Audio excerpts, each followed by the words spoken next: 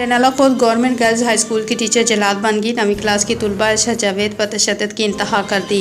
Assembly में late पहुंचने पर आयशा जावेद को रेहाना टीचर ने तशद्दुद का निशाना बनाया।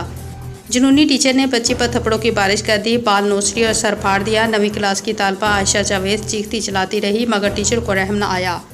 मासूम बच्ची पर तशद्दुद के निशाना देखकर गुस्सा गम से निडाल मुतासरा बच्ची के वालिदैन CO एजुकेशन और DC उकाड़ा से पति रेहाना टीचर के खिलाफ फौरी नोटिस लेने का मुतालबा कर दिया। Mohammad Yasin, bureau chief, BBC news Urdu, उकाड़ा।